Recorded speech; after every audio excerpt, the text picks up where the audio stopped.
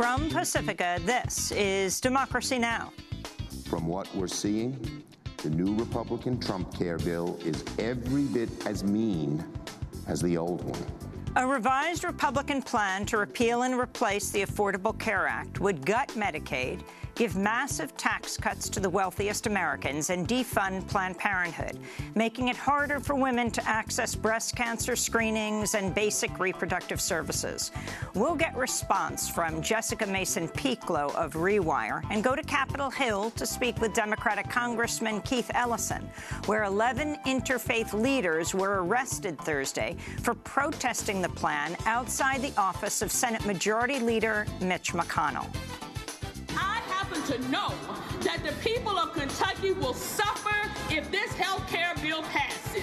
Right, you may be okay, your friends may be okay, but the people who put you in office will suffer. Then we speak with Oscar-nominated actor James Cromwell, who heads to jail today. He was sentenced to a week behind bars for a nonviolent protest in upstate New York against a natural gas-fired plant that uses fracked oil. We're at war not only with Iraq and Syria and Afghanistan and Yemen. We're at war with Dimock, Pennsylvania, where the gas comes from, with Wawayanda that uses the gas, with Seneca Lake, where it was to be stored, and with Standing Rock.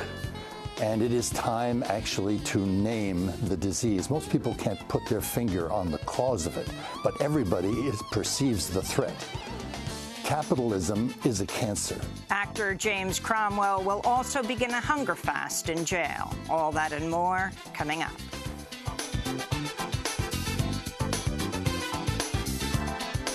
Welcome to Democracy Now!, democracynow.org, The War and Peace Report. I'm Amy Goodman. Senate Majority Leader Mitch McConnell unveiled a revised plan Thursday to repeal and replace the Affordable Care Act and is once again facing opposition from within his own party.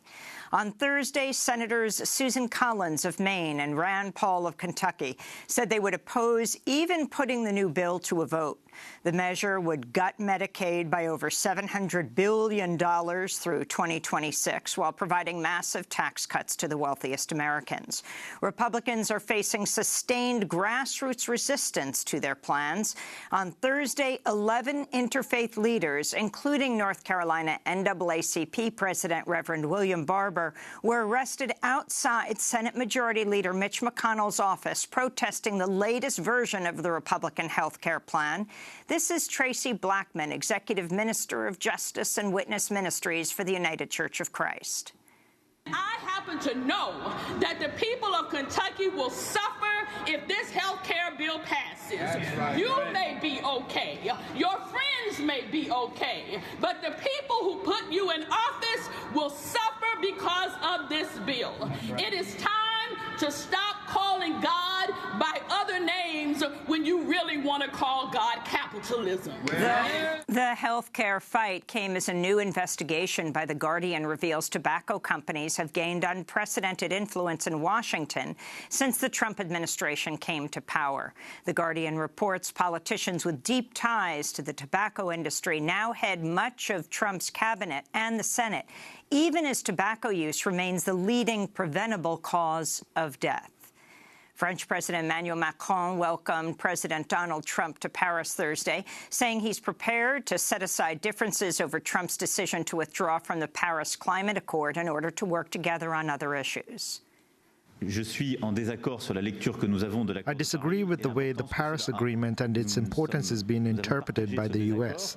We talked about this disagreement, as we should amongst leaders, before and after the decision taken by President Trump. Should this get in the way of the discussions on all other subjects? Definitely not, under no circumstances. President Macron said France was on target to increase the size of its military budget to 2% of the nation's economic output, a key demand of Trump to NATO allies. Meanwhile, President Trump floated the possibility of reversing his plan to withdraw the U.S. from the Paris Climate Accord. Yeah, I mean, something could happen with respect to the Paris Accord. We'll see what happens. But we will talk about that over the coming period of time. And if it happens, that'll be wonderful. And if it doesn't, that'll be okay, too. As Trump and Macron met, hundreds of protesters packed a designated protest area of Paris dubbed the No Trump Zone. This is French citizen Lucy Carpenter. Well, we're just protesting a bunch of the things that Trump has been sort of implementing or standing for that we don't stand for and don't agree with, such as the climate change, pulling out of the climate change conference, and standing against the rights of immigrants and being misogynistic, being homophobic, all of those things. Meanwhile, President Trump was blasted on social media over what many are calling creepy and sexist comments about French First Lady Brigitte Macron. Video posted to President Macron's Facebook page shows Trump looking the First Lady up and down before commenting, "You're in such good shape," and repeating, "She's in such good physical shape," adding, "beautiful." Trump has a long history of sexist comments. He previously called comedian Rosie O'Donnell a fat pig and boasted in a 2005 Access Hollywood video about sexually assaulting women. In Washington, D.C., the Education Department's top civil rights official apologized Thursday after making false claims about sexual assault on college campuses. Assistant Secretary for Civil Rights Candace Jackson's apology came after she told the New York Times, quote, "The accusations, 90% of them, fall into the category of, we were both drunk, we broke up, and 6 months later I found myself under a Title IX investigation because she just decided that our last sleeping together was not quite right," end quote. Jackson made the remarks as Education Secretary Betsy DeVos met with so-called men's rights activists who oppose Obama-era rules cracking down on campus rape. Survivors of sexual assault and their supporters said Thursday the Education Department was failing to take sex crimes seriously. Fatima Goss-Graves at the National Women's Law Center told the AP, quote, "What's extremely important now is that they do the hard work to counter those sorts of rape myths. They need to explicitly reject them." In Iraq, Human Rights Watch has condemned video posted to social media purporting to show U.S.-backed Iraqi soldiers in Mosul executing suspected ISIS fighters. One video shows soldiers in military fatigues kicking and beating bloodied men before dragging one of them to the edge of a high cliff, throwing him off, and then opening fire on him. A second lifeless body can be seen at the foot of the cliff. Another video shows soldiers gunning down an unarmed man kneeling in front of a car. This week, Amnesty International said the U.S.-led coalition violated international law and may have committed war crimes during the battle to seize control of Mosul from ISIS. The fight killed thousands of civilians, leveled much of the city, and forced nearly 1 million residents to flee their homes.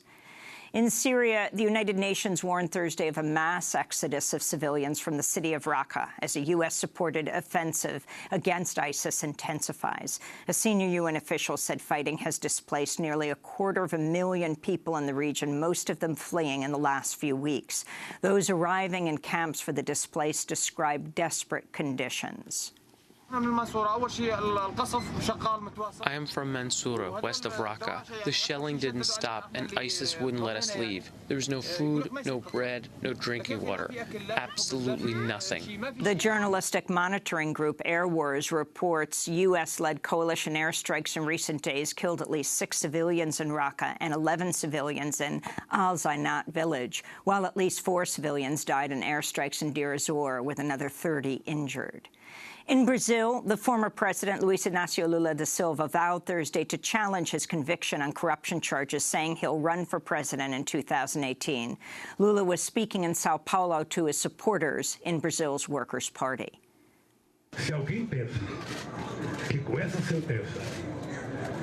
If anyone thinks that this sentence has taken me out of the game, they should know that I'm in the game.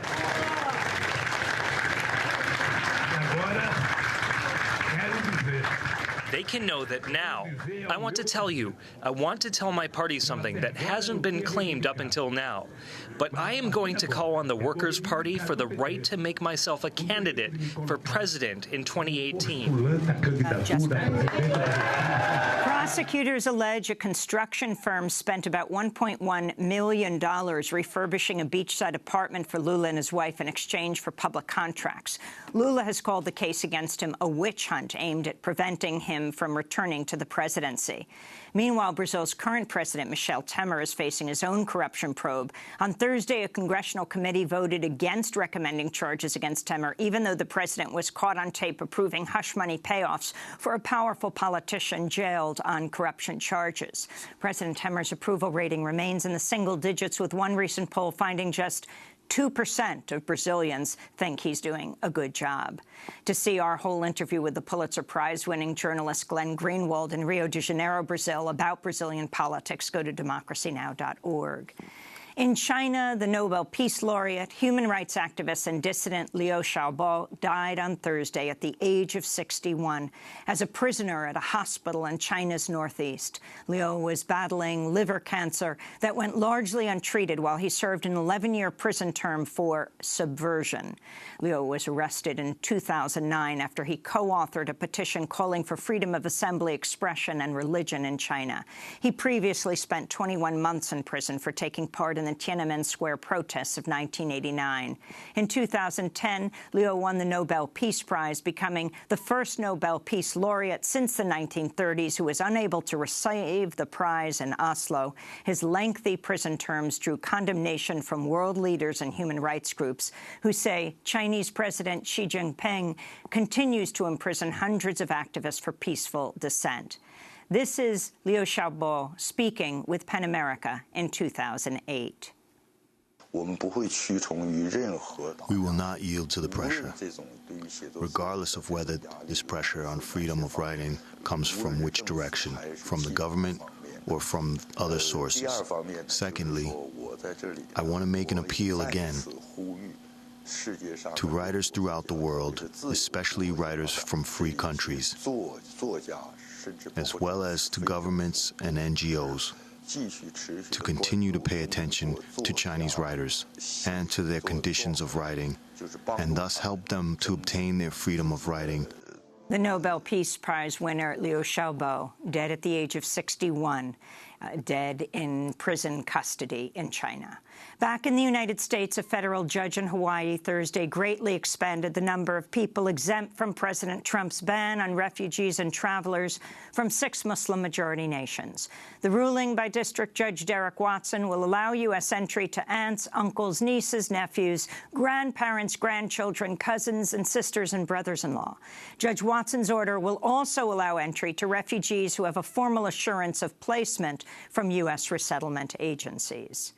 President Trump told reporters aboard Air Force One Wednesday night he hopes to build a transparent wall along the U.S.-Mexico border, in a bizarre statement in which the president warned of the hazard of falling sacks of narcotics. A transcript of Trump's remarks released by the White House reads, quote, "As horrible as it sounds, when they throw the large sacks of drugs over, and if you have people on the other side of the wall, you don't see them. They hit you on the head with 60 pounds of stuff. It's over. As crazy as that sounds, you need transparency through that wall," unquote.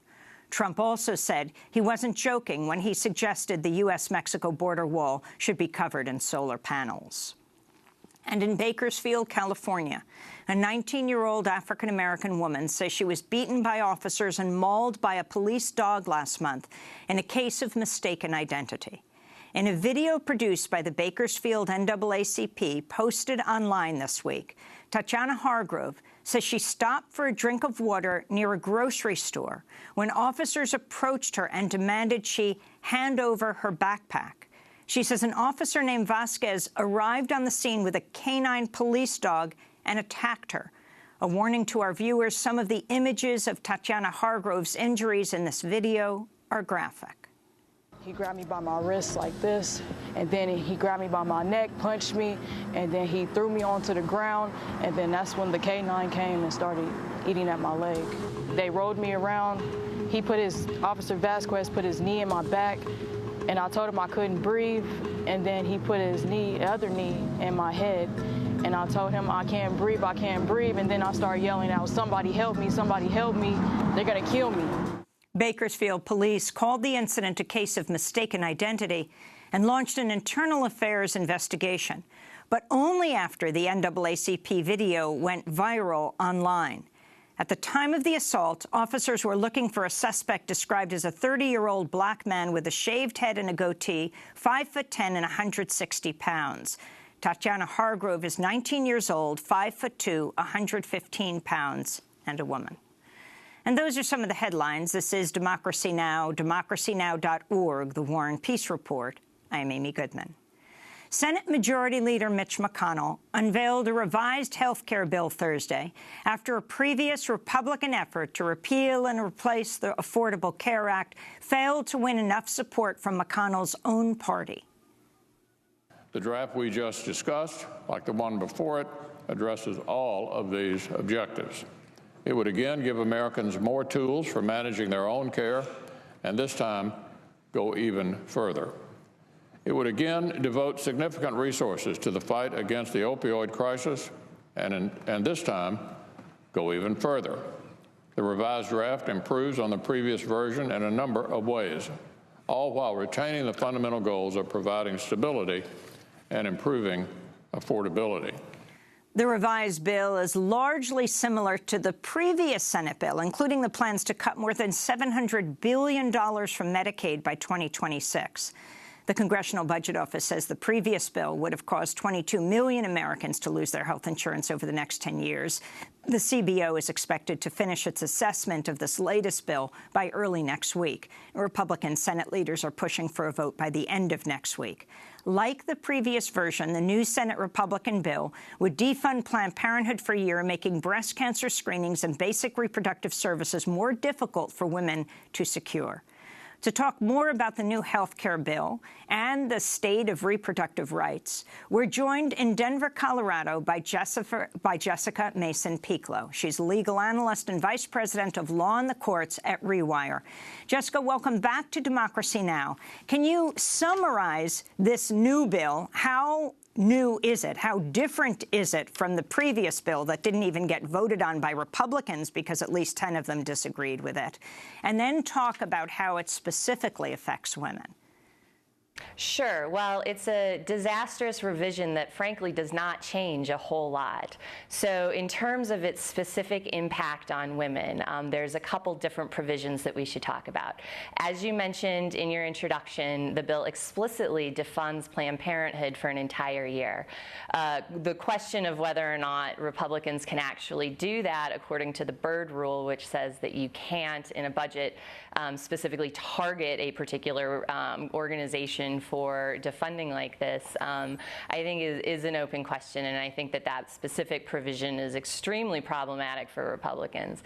But then what's really sneaky that they did, and in part this is thanks to the Cruz Amendment, but in part it's also written into the actual bill, is many of the objections that the town halls and that constituents early on raised to the original plan, such as ending coverage for folks who are over 26, ending protections for pre-existing conditions. The federal bill all purports to include those types of things, but then it also has a provision that allows states to explicitly exclude those things in insurance products sold within state boundaries. And so what the Republicans have done is effectively gut all of the main protections of the Affordable Care Act and passed those down to the states, which really functions as a race to the bottom. In particular, we see this with the Medicaid provisions and the attacks on the Medicaid provisions. Republicans are effectively trying to phase out Medicaid altogether. And in this process, they've allotted caps on care, and this is a disaster, not just for women and children, but to remember that principal recipients of Medicaid are people with disabilities and the elderly. And so what they're really doing is kicking people off insurance immediately or creating lifetime caps for situations that are extremely expensive to treat.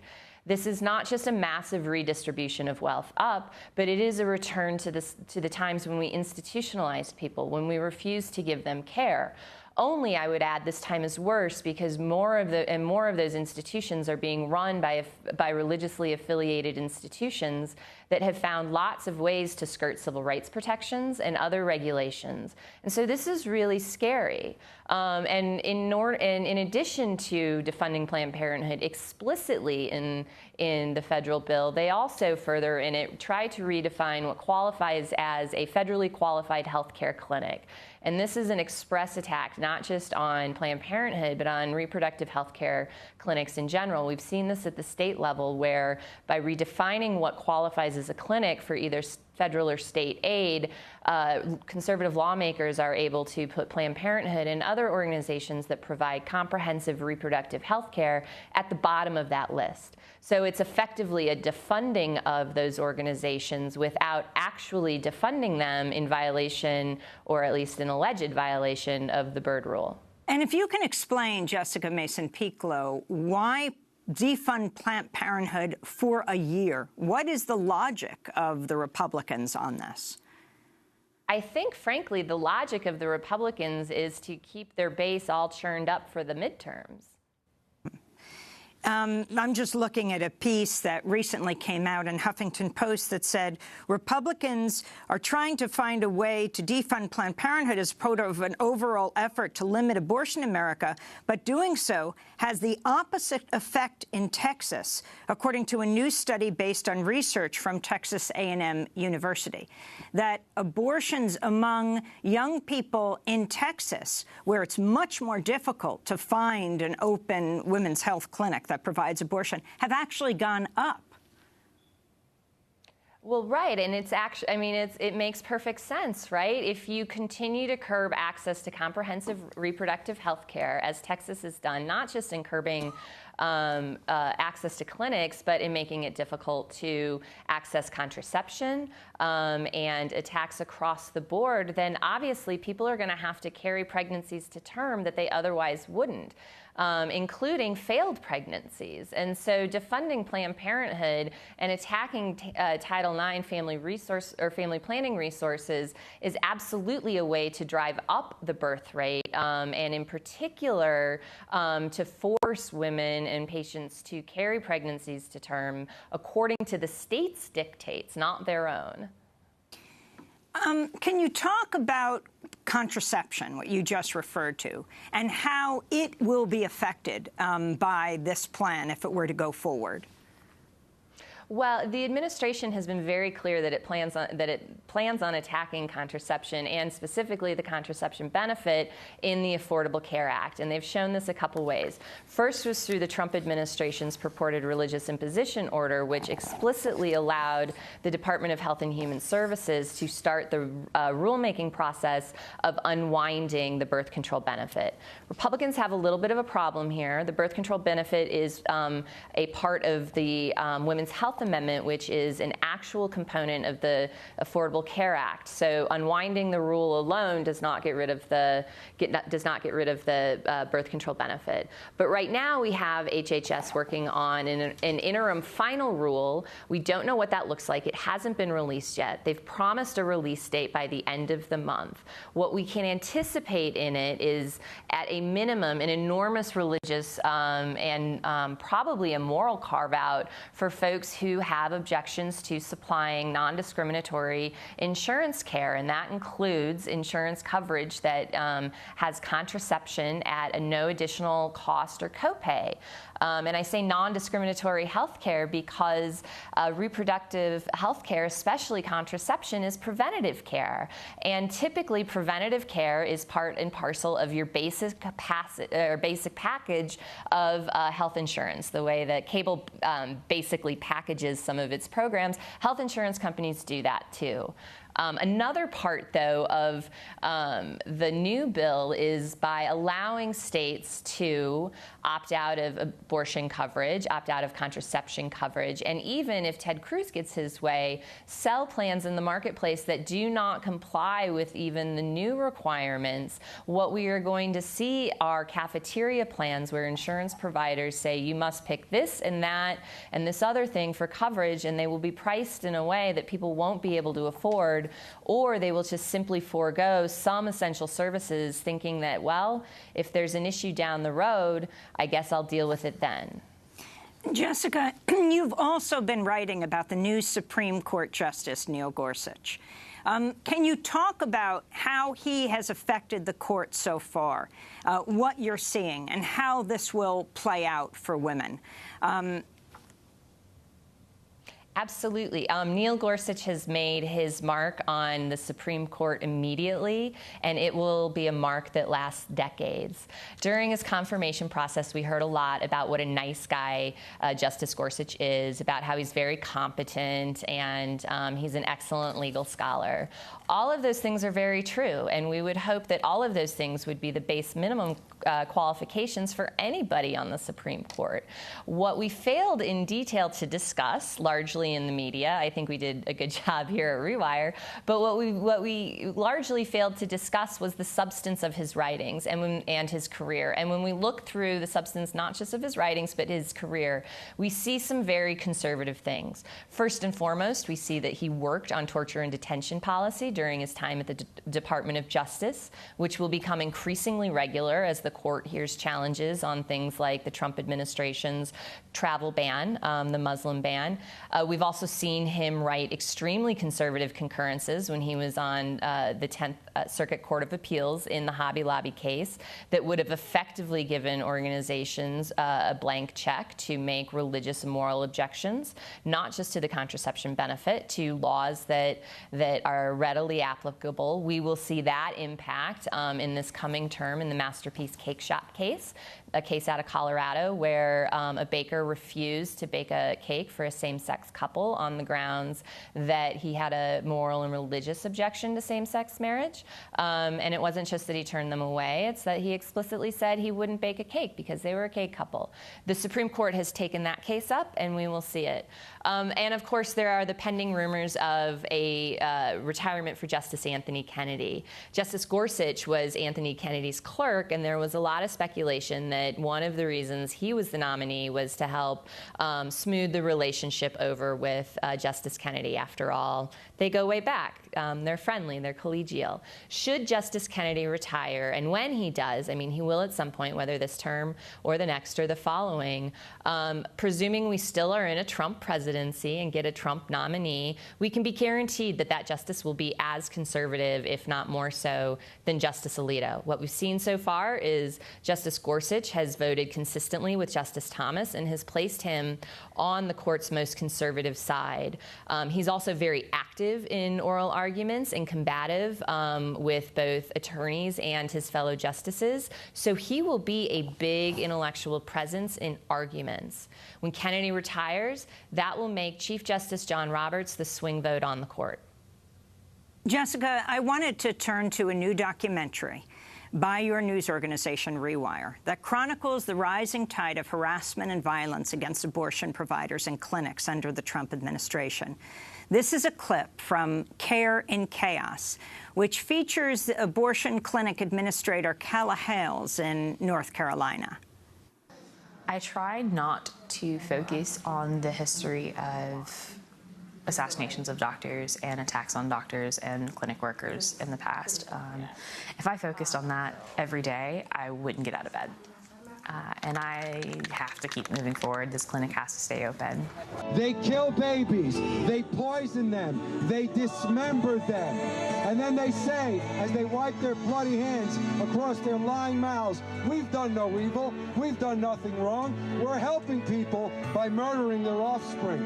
We're helping people by killing little baby boys and girls. It really does upset a lot of patients to be able to hear people yelling and screaming and calling the names on amplification while you're in the back of a building that's 200 feet away and there's layers of concrete and wood in between you.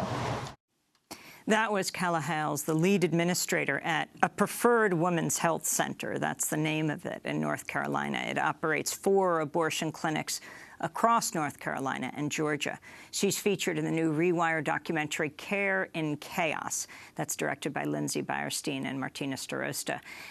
Jessica Pieklo, can you talk about why this documentary was made? It talks about the clinics in North Carolina, in Fargo, North Dakota as well. Sure. So I think this is a really important film for several reasons. First, we decided to make the documentary because while there's a lot of talk about legislative attacks on abortion rights, specifically at the state level, there's not a lot of focus and a lot of attention drawn to the attacks on access at the front door. And so that is one goal of the film. Another goal of the film is to show the critical importance and buy-in of local law enforcement in terms of protecting and facilitating a patient's rights to access the constitutional right to terminate a pregnancy when they need to, as well as the rights and safety of the doctors and staff and companions that are working with these patients. And I think the documentary does a really good job of contrasting these two. The protests in Charlotte are out of control. You have hundreds of people descending on a clinic that is in Charlotte, sort of off a rural road. It's not easy to get to. They set up fake ultrasound clinics. They approach people at their doors of the cars and talk to them, walk right through. They are on amplification systems that go all the way through into the clinic so that patients who are in counseling rooms and in the process of procedures can hear the shouting. They can hear people calling them terrible names, calling them killers, asking them to please reconsider and wait for Mother's Day. And these are not the plump grandmothers that the Supreme Court talked about when it struck down the Massachusetts buffer zone law a couple of years ago. These are extremely agitated, the most extreme wing of the anti-abortion, anti-choice movement. These are people whose singular goal is to recriminalize abortion and also have zero problem jailing women and providers who do terminate pregnancies. We've seen those prosecutions. They are ongoing. And so I think that when you contrast Charlotte with then Fargo, for example, where you have a law enforcement officer who is absolutely neutral, is objective in the way that she carries out her jobs very literally as an officer of the peace. And so what you have is a very different situation outside of the clinic in Fargo. You have protesters for sure, but you don't have the kind of amplification systems, you don't have the kind of shouting, you don't have the throngs and throngs and throngs that the film shows in Charlotte. What you have is a cooperative relationship, a relationship where law enforcement makes sure that protest rights are protected and that the constitutional right to privacy and abortion is protected as well. Well, Jessica Mason-Pieklo, we're going to link to your piece, Care and Chaos, the documentary, online at Rewire. Jessica Mason-Pieklo is a legal analyst and vice president of law and the courts at Rewire, speaking to us from Denver Open Media in Denver, Colorado. This is Democracy Now! When we come back, we'll speak with Keith Ellison, congressman from Minneapolis, first Muslim congressman to be elected to Congress, speaking to us from the Capitol. Stay with us. I am woman, hear me roar, in numbers too big to ignore, and I know too much to go back and pretend.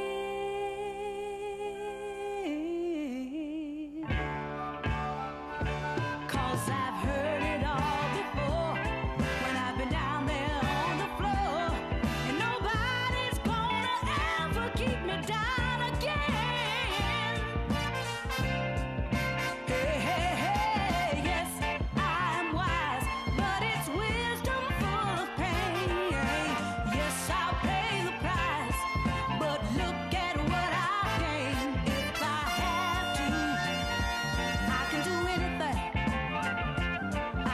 I Am Woman by Betty Wright, here on Democracy Now!, DemocracyNow.org, The War and Peace Report. I'm Amy Goodman. On Thursday, top Senate Republicans unveiled their latest health care plan. Senate Majority Leader Mitch McConnell is once again facing opposition from within his own party over the plan to repeal and replace the Affordable Care Act. The previous effort by Republicans to push through their replacement health care legislation failed after at least 10 Republican senators came out against the bill. Well, on Thursday, Susan Collins of Maine and Rand Paul of Kentucky said they would oppose even putting the new bill to a vote. A third Republican senator, Mike Lee of Utah, said he's undecided on whether he'll support the bill. Republicans are also facing sustained grassroots resistance to their plans. On Thursday, 11 interfaith leaders, including North Carolina NAACP President Reverend William Barber, were arrested outside Senate Majority Leader Mitch McConnell's office protesting the latest version of the bill. This is Tracy Blackman, Executive Minister of Justice and Witness Ministries for the United Church of Christ, standing beside Reverend William Barber. I happen to know that the people of Kentucky will suffer if this health care bill passes. Right. You may be okay. Your friends may be okay. But the people who put you in office will suffer because of this bill. Right. It is time to stop calling God by other names when you really want to call God capitalism. Well, Thursday's protests were the latest in a series of demonstrations against the Republican plan to repeal and replace the Affordable Care Act. On Monday, scores of protesters gathered outside the Republican National Committee headquarters and at the offices of some Republican lawmakers, chanting slogans including "Trump care kills" and "Health care is a human right." U.S. Capitol Police said in a statement 80 people were arrested at 13 locations in House and Senate office buildings. Well, for more on the Republicans' latest health care plan and the resistance to it, as well as other issues, we're joined on Capitol Hill by Minnesota Democratic Congressman Keith Ellison. He's the first Muslim member of Congress. He's the deputy chair of the Democratic National Committee. Welcome back to Democracy Now!, Congressman Ellison. Your response to these protests and, of course, the reintroduction of the Republican health care plan to repeal and replace. Well, I'm deeply grateful to those people who are protesting. They're literally putting their bodies on the line so that millions of Americans can go to the doctor when they're sick. What they're doing is, I think, in the greatest tradition of public service and its civil disobedience. And really, it has been the protesters and the demonstrators, people like William Barber, Reverend Barber, and many others who have been able to keep us in this fight. Because as you know, we don't have the White House or either house in Congress, so we've had to rely on people power, and it turns out that that's the best power. So I would say that continue to stay out there, raise your voices, tell your stories, understand that behind every statistic is a human life, and people are really concerned. As I talk to my constituents and people all over the country, they're horrified at the idea of going back to the bad old days where you could be excluded or get a very high price for having a pre-existing condition, where you might get charged 5 times more just because you're above 50 but below 64, and a whole number of other problems. This Senate bill is not an improvement. They tried to put a little bit more token money into opioid addiction. It's, of course, not enough, but it's designed to try to get some people in to vote for this bill. But I'd say in West Virginia and Nevada and states like that, this opioid money is not going to make any difference, and it will dramatically, the cuts to Medicaid will dramatically put people in a position where they cannot afford health care. So keep up the fight, keep up the pressure. We're in this. This is Republican Senator Ted Cruz of Texas speaking to Fox News. If we're lowering premiums, it's a win for everyone. And this draft now has 2 major provisions. One, consumer freedom. But the second is allowing people to use health savings accounts to pay for premiums. I think today was a significant step in the right direction. Congressman Ellison, can you explain the Cruz Amendment and what this means? Yeah.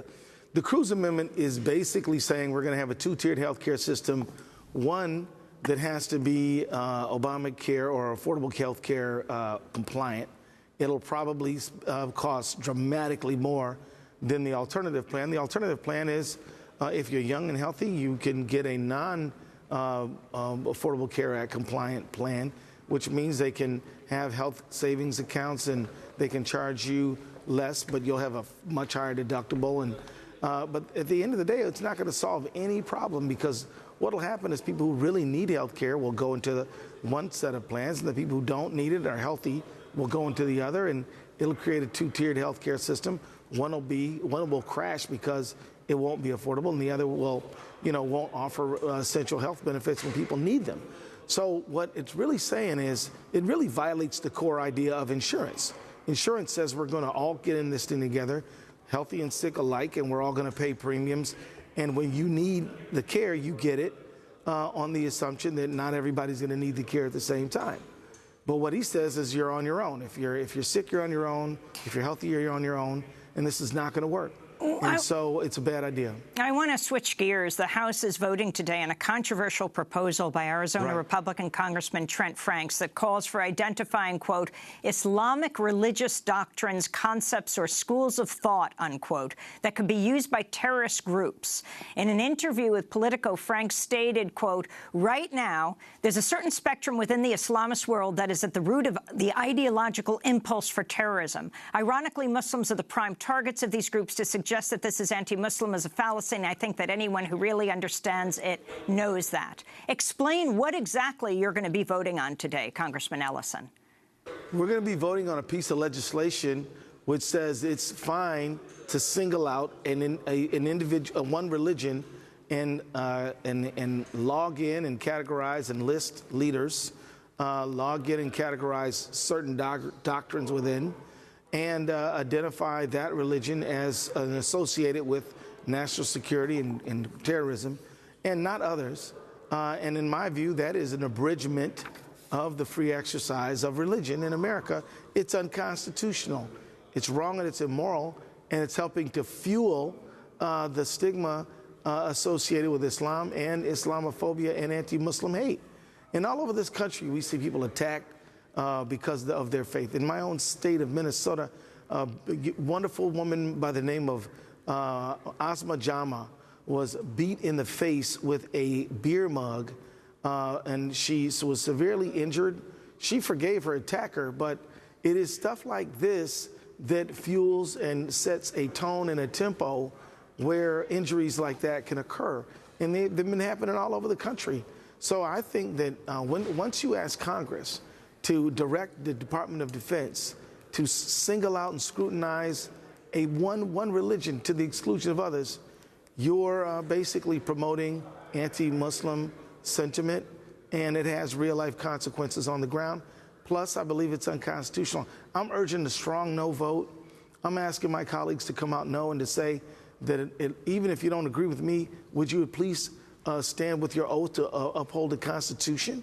So it's a bad thing, and we're trying to stand against it. Let me turn to the case of Philando Castile. In your home state of Minnesota, the city of St. Anthony will pay nearly $3 million to the family of Philando Castile to settle the wrongful death lawsuit, less than 2 weeks after Officer Geronimo Yanez was acquitted on manslaughter charges for killing Castile during a traffic stop last year. Can you talk about the significance of this settlement and what has changed in Minneapolis, St. Paul, the city that you're in, that you represent, where Philando Castile was killed by a police officer? That money will never replace that beloved young man, Philando Castile, beloved by all of the children and their families who participated in the lunchroom that he ran at the Hill Elementary School, beloved by his family, people around him. And the money is nothing more than a recognition and an admission that he did not have to die. His life was taken away wrongfully. That's what it really represents. I was deeply, deeply disturbed and hurt when that acquittal came forward, and it just reinforced the point that we even have a lot of societal lack of understanding and appreciation for the lives of people who die at the hands of law enforcement. But the city knows that they were in the wrong. They didn't want a civil case tried because facts would have came out that would have really made them look bad, and of course it would have just prolonged the pain of the Castile family.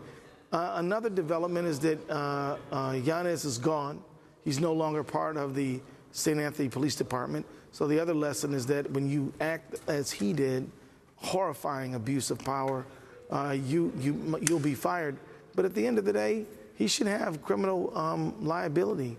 But the jury saw it otherwise, and that's the way it is. But yeah, we are changed. You indicated how have we changed. I think that there is a general recognition. We have 10 seconds. Yeah, that this is wrong, and we have to take decisive action to change it. Congressman Keith Ellison, we want to thank you so much for being with us. Also, the Deputy Chair of the Democratic National Committee. This is Democracy Now! Thank you very much. When we come back, find out why the Oscar-nominated filmmaker James Cromwell is going to jail today.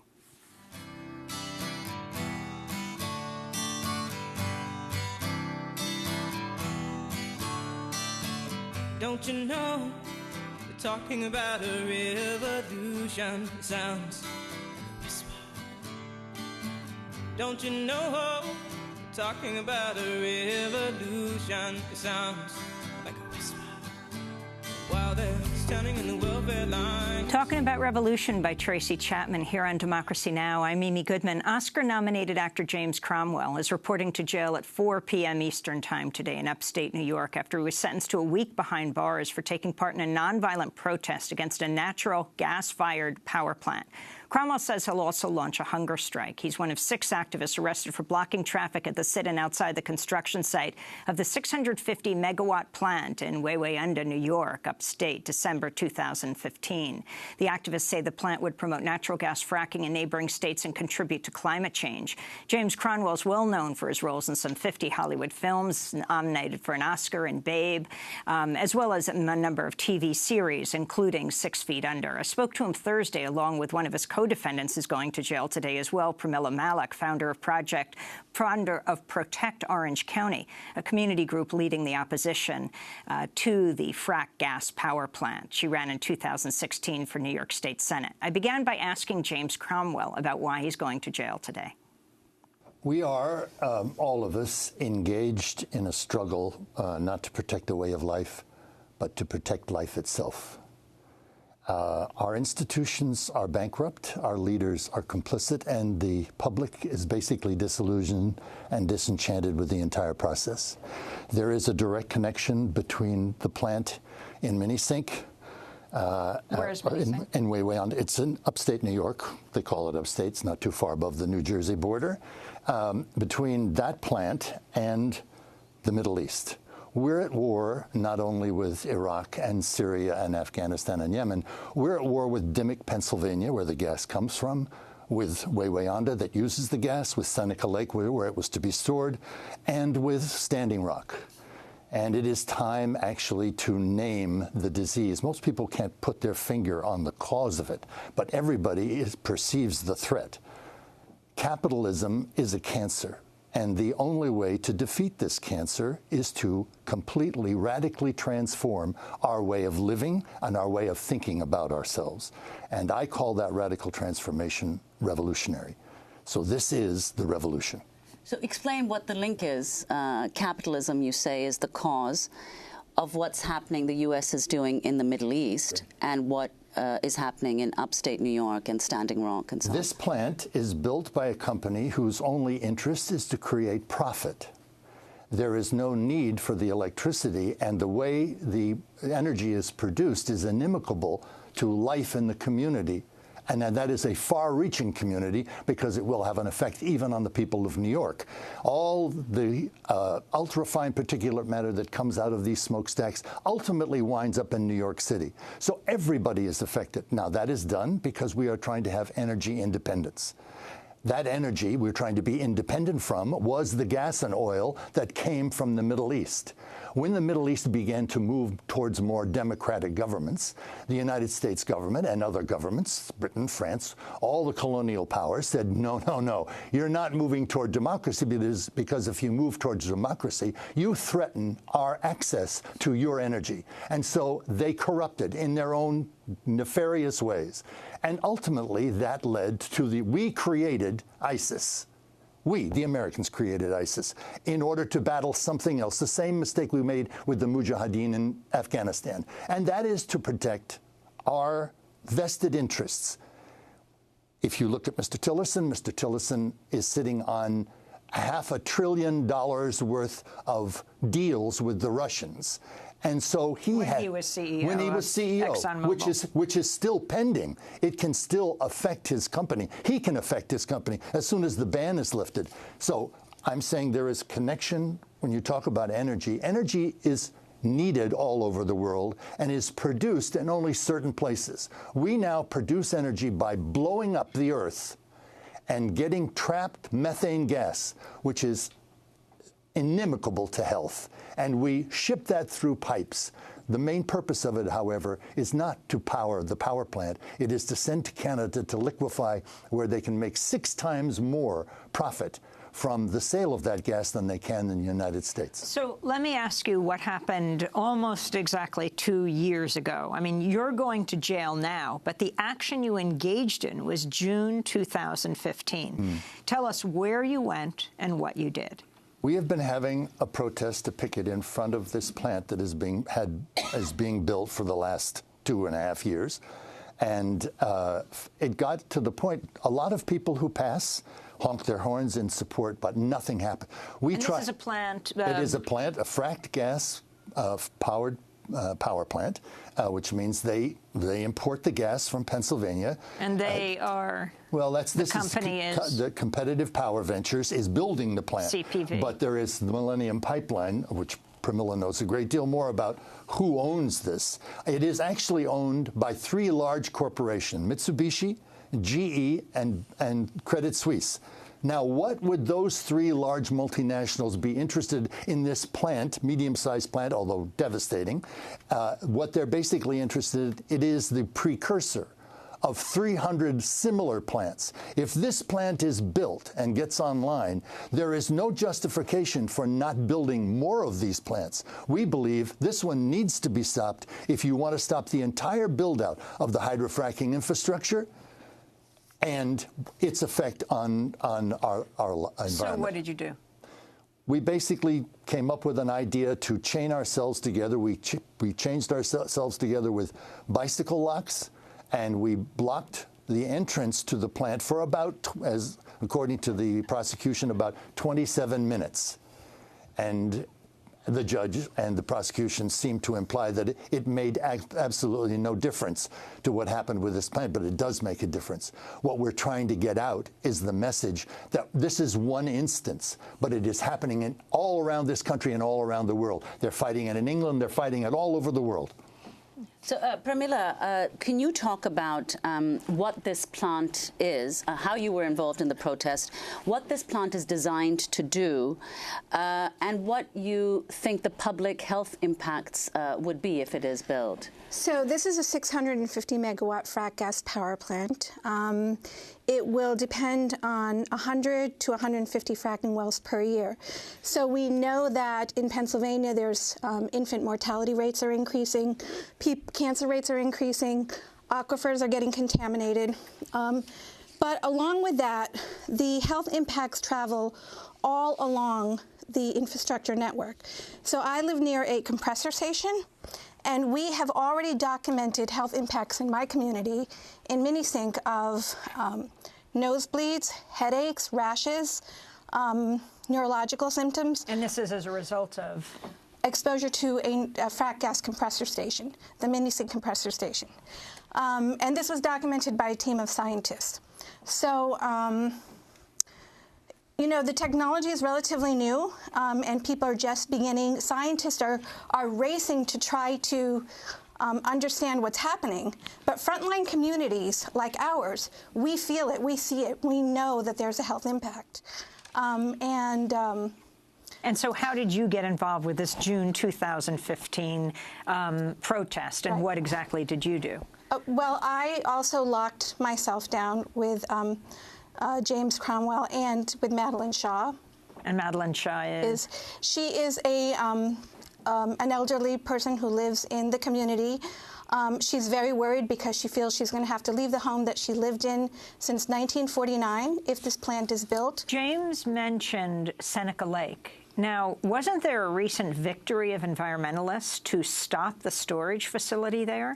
And yes. How does that relate to what you're trying to stop? Well, they were in a very similar position as we were, in the sense that they engaged the regulatory process, lobbied, litigated, appealed to all of their elected officials, and they didn't get anywhere. And so they began engaging in civil disobedience. And I think that created enough pressure on the company that the company eventually withdrew their application for that storage facility. But when you approve a 650-megawatt frac gas power plant, and I remind people that this was approved by the state of New York by our own Governor Cuomo, who banned fracking, citing adverse health impacts, yet approved this plant that will induce and depend on thousands of new fracking wells over its lifetime. We do not need this power plant at all. But it's being built anyway, and you know, it's $1 billion project, but it will cost us, according to the scientists, and this is why we engaged in civil disobedience, and we had a trial in which we were able to bring scientists to testify. It will cost society $940 million per year in healthcare cost and infrastructure cost and other economic costs.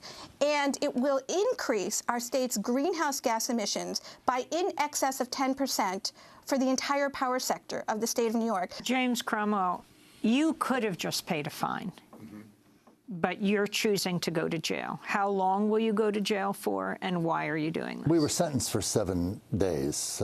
It's up to the discretion of the facility as to how long we serve. Sometimes you get off for good behavior. I have no idea. I'm preparing for 7 days. The reason I did it was I can't justify the injustice of what I think was a completely wrong-headed and simplistic judgment. And so I think going to jail is a statement about how we have to lift our game. It's no more good enough just to picket and to petition, because nobody is listening. The way people get the message out is you do an act of civil disobedience. It's what Tim DeChristopher did.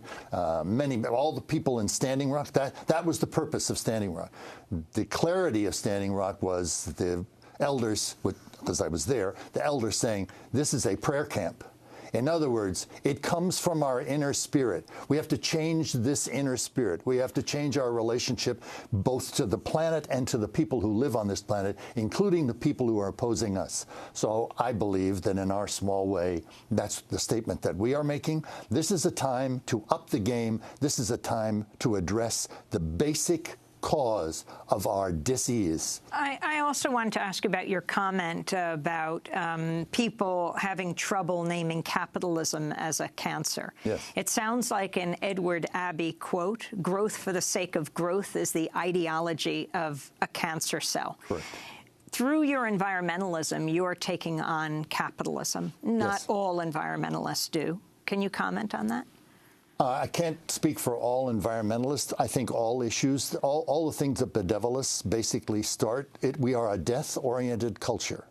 By death meaning that what is primary, what is the language with which we speak is the language of the market. Everything is for sale. Everything is commodified. And what that does is, and then of course you have to create the greatest amount of profit, which means you have to suppress labor, you have to suppress the cost of your natural materials, you have to control your areas of influence so that China doesn't wind up with all Iran's or Iraq's oil. And so right away, this kind of thinking leads to the kind of confrontations that we experience everywhere.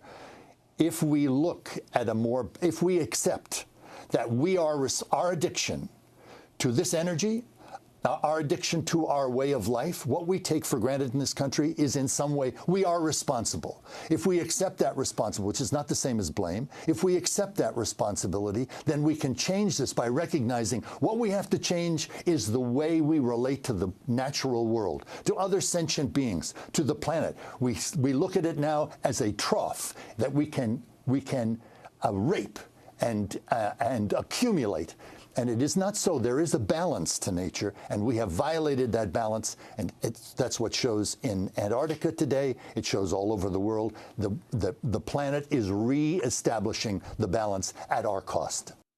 Oscar-nominated actor James Cromwell and Pramila Malek are going to jail today for their nonviolent protest against a natural gas-fired power plant that uses frack gas in Orange County, New York. I interviewed them Thursday with Nermeen Sheikh. The activists will first hold a rally at the plant construction site, then turn themselves into jail. I'm Amy Goodman. Thanks so much for joining us.